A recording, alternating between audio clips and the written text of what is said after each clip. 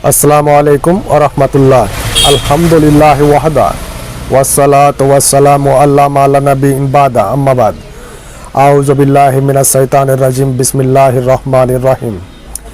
इजा समाउन फतरत व इजल कवाकिबुन तसरत व इजल बिहारु फुजरत व इजल कुबूर बुसरत आलिमत नफ्सुम मक़द्दमत व आखरत। ये सूरा इनफितर का कुछ आयत जो हमने तिलावत की है, इसके बारे में गुफ्तगू करेंगे और क़यामत की दिन के बारे में हम कुछ चंद बातें गुफ्तगू करेंगे। करने के बाद हम अपनी गुफ्तगू ख़त्म करने की कोशिश करेंगे इंशाअल्लाहुल अज़ीज़। तो सबसे पहले हम आपसे कुछ अपनी तरफ से कहना चाहते हैं। ये कोई हदीस और कुरान में तो है ही, लेकिन हम अपनी तरफ से भी कुछ बात आप दोस्तों, इंसान जब पैदा होता है तो इंसान का मौत भी एक दिन आनी है। जैसे कि हमारी दादा परदादा एक दिन इस दुनिया में था, इस दुनिया में रहने के बाद नमाज पढ़े ना पढ़े, रोज़ा रखे ना रखे, लेकिन इस दुनिया से वो चला गया। तो हमें इस बात पर यकीन रखना है कि जिस तरह से हमारे दादाएं परदादाएं इस दुनिया को छोड़कर चले गए, उसी तरह से हमें भी एक दिन इस दुनिया को छोड़कर जाना है। ये दुनिया रहने का जगह नहीं है, ये दुनिया रहने के लिए नहीं है, ये दुनिया कुछ दिनों के लिए है जो हमें इस दुनिया में भेजा गया है। अल्लाह सुब्हानो ताला ने भेजा है। जिस तरह से कोई बच्चा स्कूल पढ़ने के लिए जाती है, तो वो बच्चे का हमेशा उस स्कूल में रहना ही नहीं है। उन्हें सिर्फ ये इस चीज़ पर उसको ध्यान रखना है कि हमें स्कूल में हमेशा रहना नहीं है, हमें चंद दिन इस स्कूल में पढ़ना है और इस स्कूल से पढ़ने के बाद एग्ज़ाम देना है। एग्ज़ाम देने के बाद हम पास हो या फेल हो, इस स्कूल से हमें चले जाना है। ठीक ये दुनिया भी इसी तरह का एक दुनिया है जो हर इंसान स्कूल की तरह यहाँ जो जैसा पढ़ाई करेगा, एग्ज़ाम में भी उसी तरह से वो एग्ज़ाम दे पाएगा और उसी तरह से उसका एग्ज़ाम में नंबर भी आएगा। अगर उसने पढ़ाई अच्छी की होगी तो वो बच्चा एग्ज़ाम भी अच्छा दे पाएगा। अगर वो बच्चा अच्छी तरह से पढ़ाई नहीं की है तो वो एग्ज़ाम में भी अच्छी तरह से लिख नहीं पाएगा। ठीक इसी तरह अगर कोई इंसान इस दुनिया में आता है और अल्लाह सुब्हानो ताला की बातों को मानकर नहीं चलता है, जिस तरह से स्कूल के बच्चे अगर टीचर की बातों को मानकर नहीं चलता है, स्कूल की रोल को अगर फॉलो नहीं करता है, तो वह बच्चा स्कूल में एग्ज़ाम में फेल हो जाता है। ठीक इसी तरह अल्लाह की और अल्लाह की रसूल सल्लल्लाहु अलैहि वसल्लम की बातों को मद्दे नज़र रखते हुए जो बंदा नहीं चलता है, क़यामत के दिन वो इंसान जब एग्ज़ाम में बैठेगा, अल्लाह सुब्हानो ताला के सामने रूबरू जब बात होगी, अल्लाह सुब्हानो ताला ने जब सवाल पूछेगा, जब उसका जवाब ये बंदा सही से नहीं दे पाएगा, तो वो बंदा उस दिन फेल हो जाएंगे और वो बंदा के लिए रहने के लिए जगह होगा जहन्नम। अगर वो बंदा का सवाल जवाब सही होगा, अगर वो बंदा अगर एग्ज़ाम में पास हो जाएगा, तो जिस तरह से स्कूल में जो पास हो जाता है उसको डिग्री मिलता है, ठीक उसी तरह इस दुनिया में रहने वाले हर बंदे के लिए जो पास हो जाता है, उन्हें भी वो डिग्री मिलने वाली है। उनका डिग्री होगा जन्नत। जन्नत में भी दोस्तों कई तरह की जन्नत है, छोटी जन्नत है, बड़ी जन्नत है। जन्नत की अलग अलग सी नाम है, वो सब जन्नत बंदों को मिलती है। अगर वो बंदा फेल हो जाता है एग्ज़ाम में अल्लाह के सामने, तो वो बंदा को उसकी परिणाम में उसके बदले में मिलेगा जहन्नम। जो जहन्नम होगा सबसे ख़तरनाक, जहन्नम की जो आज़ाब है, जो जहन्नम में जो आज़ाब दी जाएगी बंदों को, वो अजाब के बारे में अगर हम बात करने लगेंगे, गुफ्तगू करने लगेंगे, तो अगर हम महीनों अगर बात करेंगे तो भी बात ख़त्म नहीं होगा। इसलिए हम उधर उस तरफ नहीं जा रहे हैं। हम सिर्फ क़यामत के बारे में चंद बातें करने की कोशिश करेंगे। तो बुजुर्गों और दोस्तों, ब्रदर इस्लाम, जब जिस दिन क़यामत होगी किसी को पता भी नहीं चलेगा कि आज क़यामत होने वाली है। ये सूरा अनआम में अल्लाह सुब्हानो व तआला कहते हैं वा यौमा नहशुरुहुम जमीआ, जिस दिन क़यामत होगा हम सबको एक ही जगह पर जमा कर लेंगे। जितना भी मखलूक़ात हैं दुनिया में, तमाम मखलूक़ातों को एक जगह पर हम जमा कर लेंगे।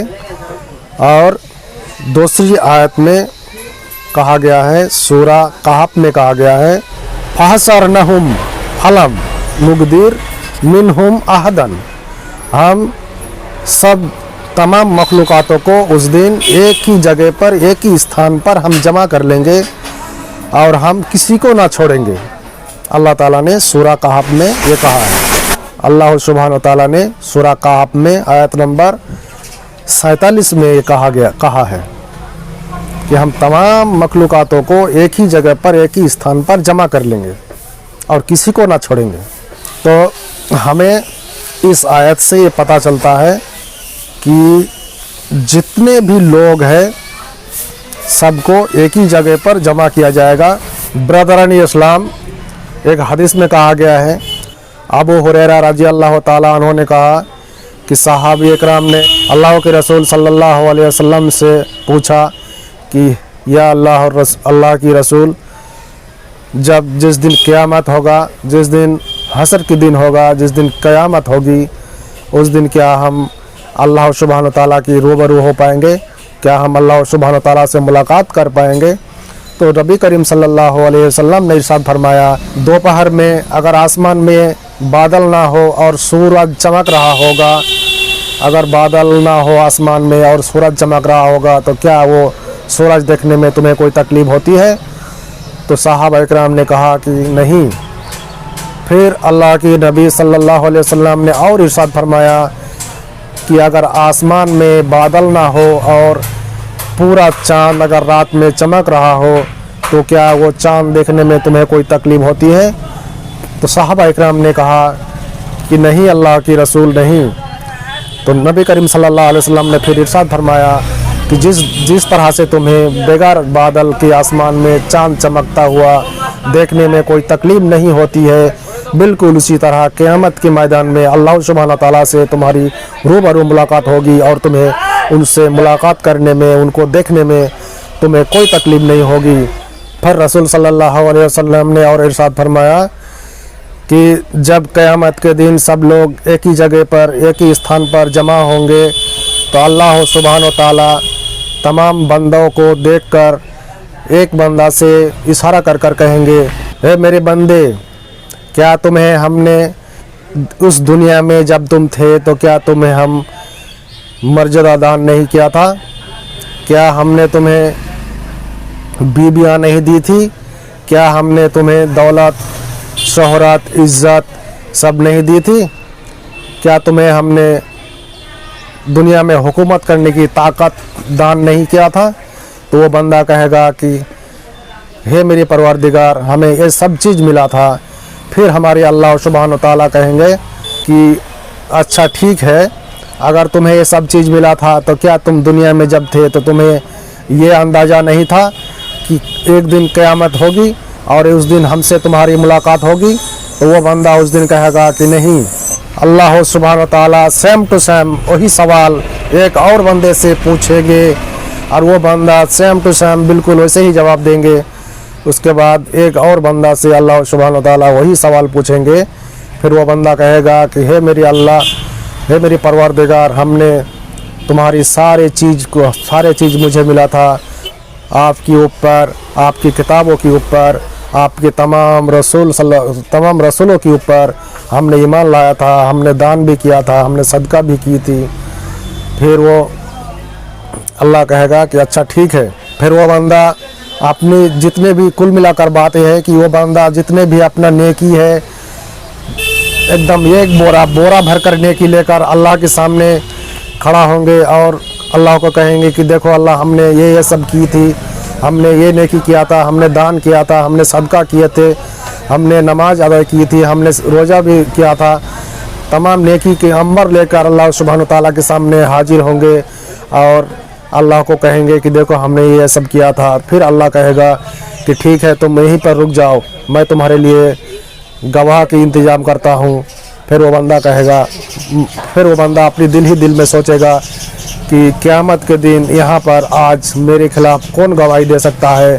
फिर अल्लाह सुब्हान ताला उस बंदे के मुंह पर मोहर लगा देंगे और अल्लाह सुब्हान ताला उसके हाथ से कहेगा कि, उसके हाथ से सवाल करेगा कि ये हाथ तुम बोलो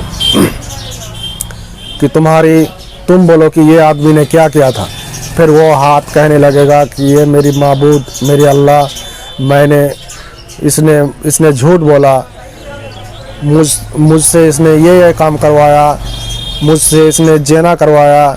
फिर वो हाथ के बाद फिर उसका पैर भी गवाह देंगे, उसकी आँख भी गवाह देंगे, उसके पूरे बॉडी उस दिन गवाही देगा और ये ज़मीन भी उस दिन गवाही देगा। ये ज़मीन कम नहीं है, ये ज़मीन सीसीटीवी कैमरा की तरह काम करेगा।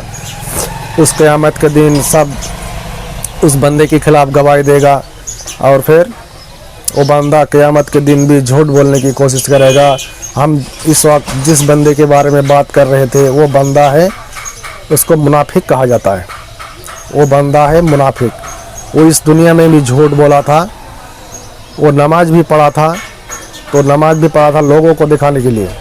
फवैलुल लिल मुसल्लीन अल्लज़ी हुम अन सलातिहिम साहून। लोगों को दिखाने के लिए वो नमाज पढ़ता था, लोगों को दिखाने के लिए वो दान करता था, लोगों को दिखाने के लिए उसने अच्छा काम करता था, लोगों की नज़र में अच्छा होने के लिए वो अच्छा काम करता था। इसीलिए और हमेशा लोगों से झूठ बोलता था। सुबह एक बात बोलता था, शाम को दूसरी बात को पलट देता था, वो उसके बदले में झूठ बोलता था। और वो आज भी क़यामत के दिन अल्लाह के सामने झूठ बोलने की कोशिश करेगा, लेकिन वो झूठ नहीं बोल पाएगा, क्योंकि उसके हाथ गवाही देगा, उसका आँख गवाही देगा, उसका कान गवाही देगा, उसका पैर गवाही देगा, उसके मुंह पर मोहर लगा दी जाएंगी। इसलिए कि उसके मुंह पे इसलिए मोहर लगाया जाएगा कि ताकि वो बंदा कोई और झूठ ना बोल पाए। इसलिए उसका मुंह पे मोहर लगाकर उसके पैर, हाथ, कान, आँख गवाही देंगे। और जिस जगह पर उसने पाप किया था, जिस जगह पर उसने वो गुनाह किया था, वो जगह का ज़मीन गवाही देंगे। ये ज़मीन भी कम नहीं है, ये ज़मीन भी किसी सीसीटीवी कैमरा से कम नहीं है। ये ज़मीन को कम मत समझना भाइयों, ब्रादरान इस्लाम। तो मैं कहा था क़यामत के दिन जब इसराफील अलैहिस्सलाम बांसुरी पर फूंक मारेगा, अचानक एक आवाज़ आएगा। माएँ अपने बच्चे को दूध पिला रही होगी, कोई टीचर स्कूल में बच्चे को पढ़ा रहा होगा, कोई किसान हाल जोतने के लिए तैयारी कर रहा होगा, कोई दुकानदार अपनी दुकान की ताला खोल रहा होगा। कि किसी को पता ना होगा कि आज क़यामत होने वाली है, और वो क़यामत होगा जुम्मे के दिन। क्योंकि अल्लाह सुब्हान ताला ने कहा कि जुम्मे के दिन एक ऐसा दिन है, जुम्मे के दिन एक ऐसा विशेष दिन है कि जुम्मे के दिन ही आदम अलैहिस्सलाम को पैदा किया गया था, और जुम्मे के दिन ही आदम अलैहिस्सलाम को जन्नत से निकलकर ज़मीन पर इस दुनिया में लाया गया था, और जुम्मे के दिन ही आदम अलैहिस्सलाम का तौबा कबूल हुआ था, और जुम्मे के दिन ही आदम अलैहिस्सलाम का वफ़ात हुआ था, जुम्मे के दिन ही आदम अलैहिस्सलाम का मौत हुआ था, इंतकाल हुआ था, और जुम्मे का दिन ही आदम अलैहिस्सलाम का तौबा भी कबूल हुआ था। इसलिए जुम्मा का दिन ही क़यामत की दिन होगी। ये जान लीजिए कि जुम्मे के दिन ही क़यामत की दिन होगी। इसलिए जुम्मे के दिन इंसान और जिन और इंसान को छोड़कर जितने भी मखलूक़ात है, जितने भी पक्षी है, पंखियाँ है, जितने भी मखलूक़ात है, जुम्मे के दिन फजर की नमाज के बाद वो सब लोग अल्लाह के ज़िक्र में लग जाते हैं, क्योंकि उन्हें पता रहता है कि हो सकता है कि आज जुम्मे के दिन है, आज क़यामत नाजिल हो जाए। और क़यामत के डर से सब चीज़ अल्लाह की जिक्र में लग जाता है। सिर्फ जिन और इंसान को छोड़कर सारे चीज़ अल्लाह की जिक्र में लग जाता है, अल्लाह का जिक्र करने लगता है। इसलिए जुम्मे के दिन ही क़यामत होगा। हम अभी जो बात कर रहे थे, ये गुफ्तगू कर रहे थे, ये हदीस अबू दाऊद हदीस नंबर 1359, इस हदीस से ये पता चलता है कि जुम्मे के दिन ही क़यामत नाजिल होगा और जुम्मे के दिन ही ये सब कुछ होगा। तो हमें क़यामत के दिन जब अल्लाह सुब्हान व तआला के सामने हमें हाजिर होना है, हमारी बाप दादाएँ भी थी, हमारी दादा परदादाएँ भी था इस दुनिया पर, लेकिन सब लोग चले गए। उसी तरह से, ठीक इसी तरह से हमें भी इस दुनिया को छोड़कर एक दिन जाना है। तो हमें तैयारी करना है कि हमें इस दुनिया से जब जाएंगे, अल्लाह के सामने जब हाजिर होंगे, अल्लाह सुब्हान व तआला जब हमसे सवाल पूछेंगे तो हम उसके अल्लाह सुब्हान व तआला के सामने हमने क्या जवाब देना है, ये हमें अभी से तैयार करके लेके जाना है। हमें